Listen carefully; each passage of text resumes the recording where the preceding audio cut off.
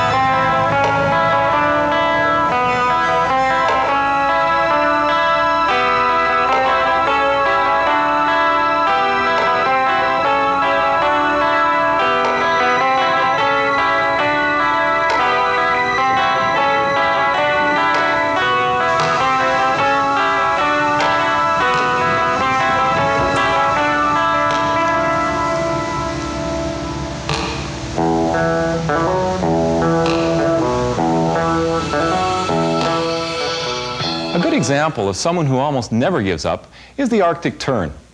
It leaves its nesting grounds at the North Pole in autumn and heads south. If it doesn't go down the western coasts of Europe and Africa, it follows the west coast of Alaska, Canada, the United States, and South America. Each day it may cover a distance of 250 kilometers. It goes down to the South Pole, and by the time it gets back again, it has literally flown around the world. All this flying uses up tremendous amounts of energy, so the tern does a lot of fishing for food. It dives down to the water and snatches up small fish just below the surface of the ocean. As a matter of fact, some fishermen use terns to guide them. They watch where they are feeding on the small fish, being scared to the surface by the larger fish that they want to catch. Even in dense fog, this bird can somehow always find its way back to shore. In nesting season, the parents take turns sitting on the eggs. A mother or father bird is so dedicated that he or she will have to be bumped off by the other bird when it is time to change off. Terns have enemies too. Gulls, much larger than terns, come looking to steal eggs. Most of the time, the predators are driven off in a feisty fight, and smaller enemy birds are sometimes even killed. Nests can also be threatened by predatory animals, rising tides, and destructive insects. But the Arctic tern survives and continues to make its flights around the world. It's an example to us of a good kind of determination. We'll be back with a persistent motorcycle driver after this. There can be two kinds of persistence in people, the good kind and the kind that ends up being harmful. At one time or another, most of us insist on going down a pathway that ends in trouble if we don't stop to think ahead of time about what we're doing. For some people, It shows up in how they drive. Eh? That reminds me, when's Rick coming? I don't know where he is. He should have been here by now. You never know with Rick, he's quite the wild driver. Yeah, he must have 9 lives. He always gets by without a scratch. Yeah, but he's always bragging about his narrow escapes. Not me. If I were him, I'd be dead meat already. Yeah, I know what you mean. He doubled me this one time. And we were going down this gravel road, but we couldn't see this bridge coming up because there was a semi coming at us and all the dust was going all over. Oh. And at the last minute, he hits the ditch, right? But it wasn't a ditch, it was filled with mud and water, and we just missed a barbed wire fence. Good thing he's a good driver because we made it up the hill without stopping, but I'm never taking a ride from him again. Oh, that would be I mean, scary. he never quits. Yeah, I know exactly what you mean. There he is. Hey, John.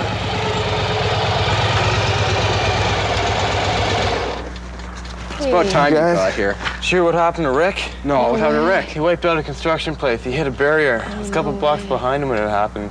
Oh. He could talk, but he was in shock pretty bad. He even called an ambulance. He kept saying, it wasn't my fault. It wasn't my fault. Was he hurt really bad? Yeah, like, was he bleeding? Well, they were checking his back out a lot, eh? Guess he tried it once too many times. It could have been anybody, though. Yeah, but not everybody insists on driving like Rick does. Yeah. I mean, won't he ever learn? Guess not. You don't know where they went? Like, can Yeah, you go to which the hospital they see take him him? to? The Misericordia over there. Oh, really? Let's Yeah. go. Do you Oh, want- go, get going. Scared and tattered by all of my problems, searching for answers, my heart's open wide. The choices we make, they fix our future. How can we know what's wrong or right? Talk to God, He's there to listen. Walk with Jesus, He'll show you the way. He'll show you the way.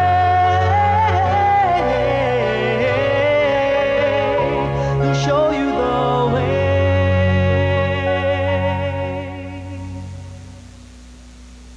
A serious fisherman is someone who demonstrates a lot of patience and persistence. For a fly fisherman to be good, there needs to be careful thought and an understanding of how fish act. On the basis of what the thoughtful fisherman learns, he goes out to make catch after catch. Someone not so thoughtful and patient and persistent may be fishing right alongside and not catch anything. There's an old adage among fishermen that 10% of the fishermen catch 90% of the game fish caught. And one of the things that strikes me the most about fly fishing is the fact that it is probably the most intricate form of fishing as far as learning the discipline and gaining knowledge about fishing in general to become one of those 10% of anglers. That particular discipline requires a lot of persistence and a lot of practice and a lot of background study. I always think about old Lucky Joe, the lucky fisherman who he always catches his fish. And the rest of the fishermen look at old Lucky Joe with a little bit of awe and they scratch their head and they say, well, why is old Joe so lucky? And it's been my experience that old Lucky Joe, he's not lucky at all. He makes his own luck because old Lucky Joe is a very smart fisherman. Because of his own persistence and creativity, old Lucky Joe has found out all that he can about the fish that he's after and about what habits those fish have. Just knowing that is automatically going to give old Lucky Joe some insight into where those fish are going to be at a particular time of season, what food items that those fish might be using as forage, feeding on. This tells him not only where those fish are going to be, but what he should be using to imitate those food items and catch those fish. There's a particular fly fisherman out at the lake, and in the evening when the caddis are hatching and the fish are rising or feeding to these insects on the surface and they're leaving little splashes and rings on the water. So he's out there with a proper adult caddis imitation and he's just flailing the water. Now, he takes a break for 5 minutes and he sees another fly fisherman 100 yards down the shoreline from him. And this guy is catching fish like on every second cast. And he hollers at the guy, he says, "What are you using?" And the other fisherman, he says, "Caddis pupa." Well, this other fly fisherman that was not having the success, he can't stand this because he's using a caddis too. But the difference is that the old master fly fisherman, he sees with his trained eye the type of splashes, the type of rises that the fish are making on the surface are different than the type of rises that the fish make when they're taking adult caddis. Now, the first fly fisherman, he decides that rather than flailing the water and wearing his arm out, he's going to go down and he's going to watch this old fellow. And he notices that the fly that the old fellow is using, it's sort of like a caddis, but it's not floating on the surface. It's not an adult caddis. The old fellow has determined from the rises that they're taking the immature caddis on the way to the surface to hatch. And he's made the proper decision and response fly-wise. Now, the only thing really that he's doing different from the first fisherman who wasn't catching fish is he's made that correct decision based on the knowledge that he has gained from his own persistence in studying these insects. My family and I were camped at a lake north of Edmonton that's one of our favorites, and my daughter, who is 12 years old, does a lot of fishing with me, and she's very, very curious. I'm always answering her questions. I can remember one morning very, very early before breakfast, she had gone down to the dock and she was fishing right off of the dock, and she was using a particular lure, a yellow jig, and catching some perch and catching some walleyes and doing very well for herself down there. And the fellow came down and he asked her what she was using, and she told him, and he put one of these yellow jigs on, and he's fishing virtually right beside her in the same water for the same fish, and he's not catching anything. And he can't understand it. It's just driving him nuts. My daughter is catching these fish on every second or third cast, and finally, after about half an hour of this fellow turned around to her and he said, "Why am I not catching fish like you are? I'm using the same lure and I'm fishing in the same place." And she said, "But you're using a still leader on the end of your line." And the fellow said, "Well, that doesn't make any difference." And she looked at him and she said, "Well, I think it does. I think I've got a lot of fish on my stringer, and I don't think you have any. And I know that you've got a still leader on." And he says, "Well, I just don't understand why that could make a difference." And she said, "Well, the still leader that you've got on is fine if you're fishing for pike. But when you're fishing for walleyes and you're fishing for perch, my daddy told me that they have much, much keener vision than pike, and that they take a lure a lot more slowly, and that they have a good look at it first. And those fish can see that still leader, and that's why they won't bite your hook." And the fellow said, "Well, I don't know. I never heard anything about that. And I've been fishing for 40 years. Well, finally she caught a 5-pound walleye, which is a really nice fish. And that's about all he could take. And he said, "Well, maybe you're right." He takes off the still leader, puts his yellow jig back on without the still leader, and proceeds to catch a whole lot of fish right along with her. So this tells us that not only is that knowledge a factor, but it makes the difference between him catching any fish or not catching any fish. Coming up, we'll see a jogger who insists on running backwards. This is the third story.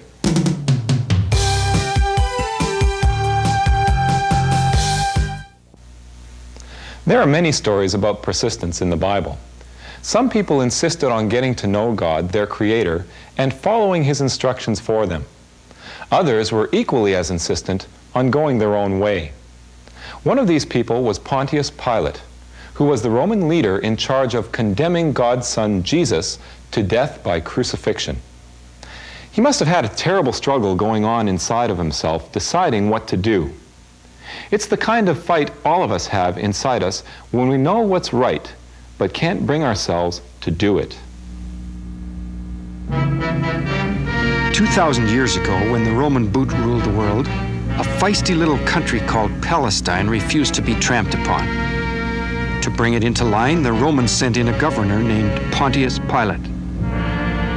Now, Pilate loved to play politics, and he antagonized the Jewish religious leaders whenever he could. One day, he put up emblems of Rome in the capital city of Jerusalem. This angered everyone terribly. Another time, he caught some people in the act of their worship of God, and he killed them. Often, Pilate was the loser in his political battles with the Jewish people, but he had clout because he was backed by Rome. He came up against the biggest challenge of his life one day when they brought Jesus before him. Jesus was teaching people to love God more than anything else. Some of the people hated what he was doing, and they rigged a court case against him. The final decision was Pilate's. Would he condemn an innocent man, or would he let him go free? Pilate lived in agony during those days. He knew what he should do, but he also wanted to gain some favor in the eyes of the people. During the trial, his wife had a dream about Jesus. Let him go, she said. He's innocent.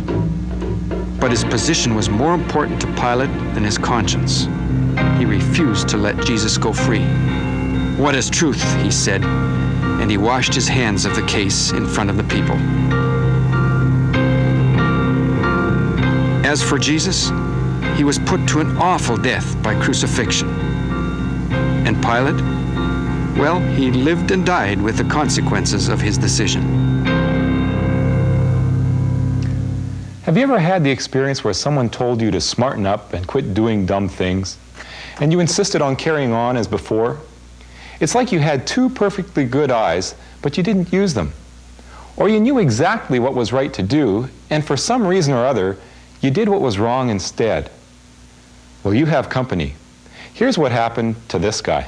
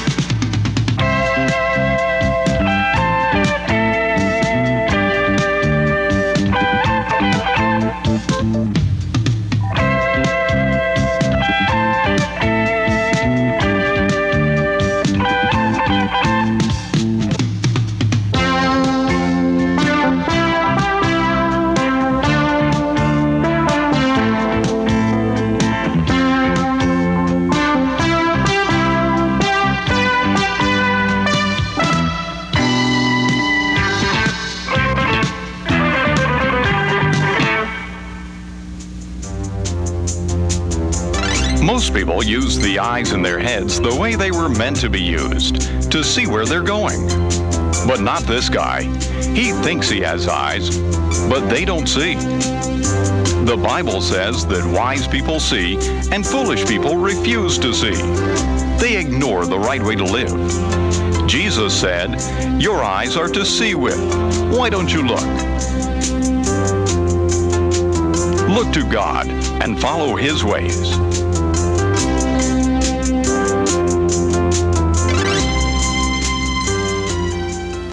It hurts just to watch that guy. You just knew he was going to run into something. I'll be back with more on the third story.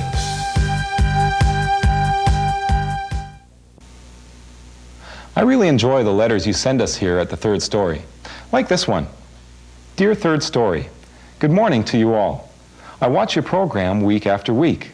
I learn so much just by watching the program.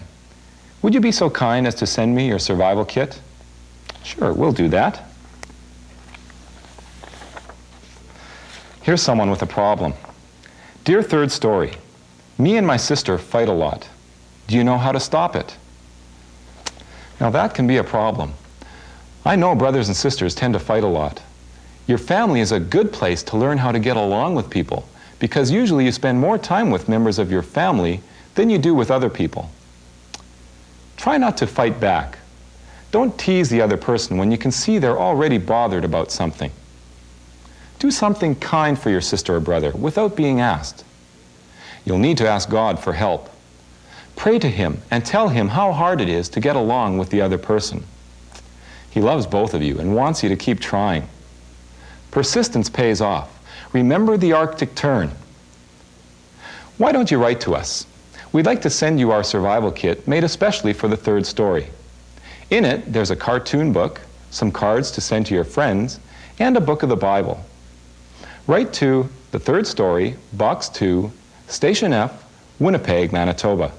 That's the third story, Box 2, Station F, Winnipeg, Manitoba. In this program, we've asked you to stop and think of what path you're on. Are you persisting in what's harmful or what's helpful? Stop and consider, and ask God to help you decide. Watch for us next week.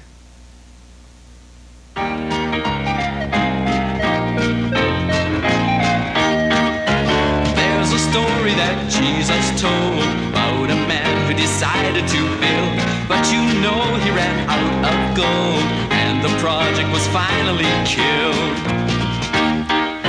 He rushed into the thing too soon, did not think about counting the cost, so the project was left in ruin, everything that he had was lost. Why don't we wait just a little and pray? Stop and look, Jesus showed us the way. Why don't we wait just a little and pray? Stop and look, Jesus showed us the way. Are you gonna take that first drink? Are you gonna keep popping those pills? Might be better to stop and think, all that danger for just a few thrills. Are you gonna break up that fight? Are you gonna make peace with a friend? Maybe now you just feel uptight, you'll be glad that you helped in the end. Why don't you wait just a little and pray? Stop and look, Jesus showed you the way. Why don't you wait just a little and pray? Stop and look, Jesus showed you the way. There are times when it's hard to know, take some searching to do the right thing. Asking others which way to go helps to see what the future may bring. There are choices each day we live, let's all learn from mistakes that we make. Just remember that God forgives, He wants you to decide for His sake. Why don't we wait just a little and pray? Stop and look, Jesus showed us the way. Why don't we wait just a little and pray? Stop and look, Jesus showed us the way. He showed us the way.